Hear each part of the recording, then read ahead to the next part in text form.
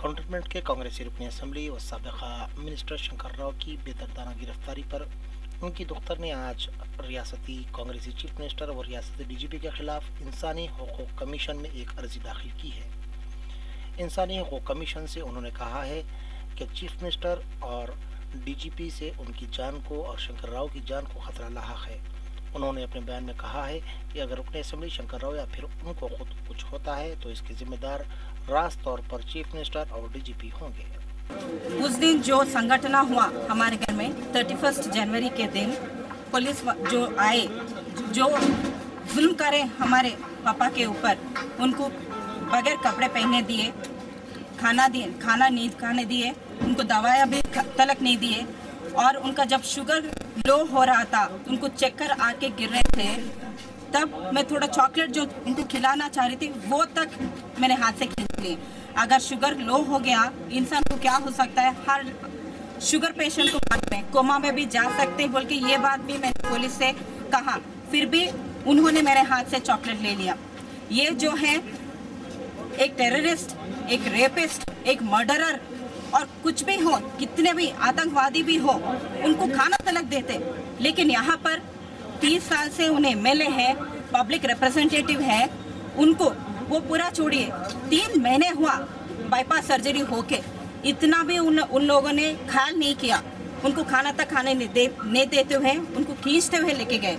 उनका जो fundamental right है, human rights, basic human rights, जो जीने का हक है, खाना खाने का हक है, हमारे को इज्जत से जीने की जो हक है वो छीन लिया गया। इसलिए मैंने ह्यूमन राइट्स कमीशन को अप्रोच किया। यहाँ पे क्या डिमांड किया? मैंने डिमांड किया है, ये स्टेट गवर्नमेंट जो है उनका कर्तव्य बनता है, रिस्पॉन्सिबिलिटी है कि हर एक सिटीजन का राइट्स को प्रोटेक्ट करने के लिए वो रिस्पॉन्सिबिलिटी डायरेक्ट स्टेट गवर्नमेंट के ऊपर है, यानी कि हमारे मुख्यमंत्री और डीजीपी के ऊपर है, पुलिस फोर्स के जो हेड है।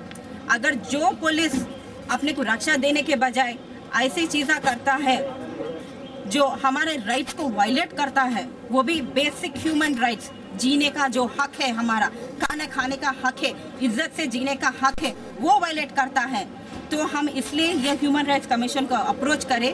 फीडबैक क्या मिला? उन्होंने बोला कि he will take whatever the steps is, and I have also approached human rights.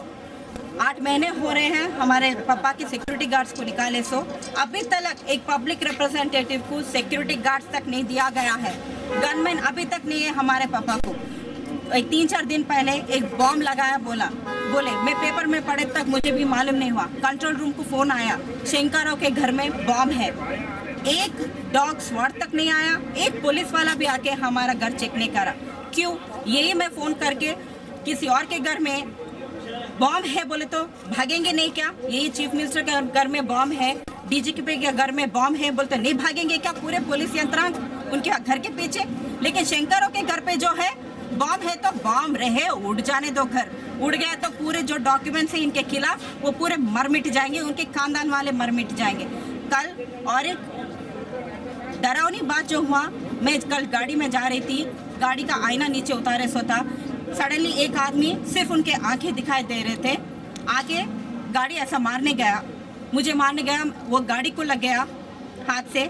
मैं एकदम आईना ऊपर खींच के बिफोर मैं रिएक्ट कर सकी, उन्हें गाड़ी में भागते हुए चले गया। ये तारनाके के पास हुआ। इतना होने के बावजूद मैं पुलिस करने नहीं जाऊंगी, क्योंकि जो था आई सॉ हिम वेयरिंग काकी pants and an army jacket, and मेरे को पुलिस के ऊपर भरोसा नहीं है। अभी तक जो उनका बर्ताव है, I do not trust them. मैं गए कि जाके पुलिस में कंप्लेंट दिए तो भी कुछ भी नहीं होगा, मुझे मालूम है। We want security. ये बम का 3-4 दिन पहले मैं एक लोकल न्यूज़पेपर में पढ़ी, तो फेक न्यूज़ था, ये एक कंट्रोल फेक कॉल था और उसको पकड़ के अरेस्ट भी करे बोल के पेपर में पढ़ी। लेकिन ऐसा कॉल है जब पुलिस का पहला ड्यूटी है जहाँ बॉम्ब रखा सो है जाके इन्वेस्टिगेशन करना। शंकर के घर में बॉम्ब है, शंकर का घर उड़ गया तो परवाह नहीं, लेकिन आजू बाजू लोग तो भी रहते, उनका तो भी ख्याल रखना। शंकर का ख्याल नहीं है तो छोड़ दो, शंकर जी आई हमारे परवाह नहीं। Today I fear threat to my family. मैं ये पब्लिक को कहना चाहती हूँ, अगर मुझे मेरे फैमिली मेंबर्स मेरे पापा को कुछ हुआ उसका डायरेक्ट रिस्पॉन्सिबिलिटी डीजीपी और सीएम का है। This should be recorded as my statement. अगर मेरे जान को खतरा है, मेरे पापा के जान को कुछ भी हुआ, DGP and CM is responsible. अगर मेरे को कुछ भी हुआ, कल के इंसिडेंट के बाद मैं बहुत डिस्टर्ब्ड हूँ, लेकिन जो कुछ भी मेरा फाइट है वो जारी रहेगा, मैं रोकूंगी नहीं। अगर गवर्नमेंट प्रोटेक्शन नहीं देना चाह रहे हैं, किस तरीके से देना, किससे प्रोटेक्शन देना, which protected central government if it is possible. हमारे को स्टेट गवर्नमेंट के ऊपर भरोसा नहीं है। अगर सेंट्रल गवर्नमेंट दे सकते तो we are ready for that. इसलिए सीआईडी इंक्वायरी भी नहीं होना बोल के बोल रहे हैं। CID again is reporting back to DGP. जो सीआईडी का रिपोर्ट तैयार होता है वो डीजीपी को देते हैं वो लोग, और हम कैसा भरोसा कर सकते हैं? क्योंकि जब लोग पुलिस वाले आए वो लोग हाल में बताया कि ये डीजीपी के इंस्ट्रक्शन और सीएम के इंस्ट्रक्शंस के मुताबिक हम लोग यहाँ आपके घर को आए, तो हमारे को क्या इंसाफ होगा, क्या न्याय होगा? ये रिपोर्ट जो तैयार करके सीआईडी सिर्फ डीजीपी को देंगे, क्या इंसाफ होगा हमारे को? ये किस पे डाउट कर सकते हैं? मैं अभी बोली, मेरे को कुछ हुआ, इसके जिम्मेदार DGP CM, nobody else.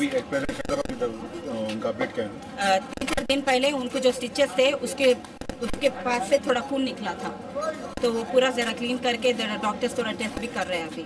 Hospital में हॉस्पिटल में नहीं, हॉस्पिटल में ही है।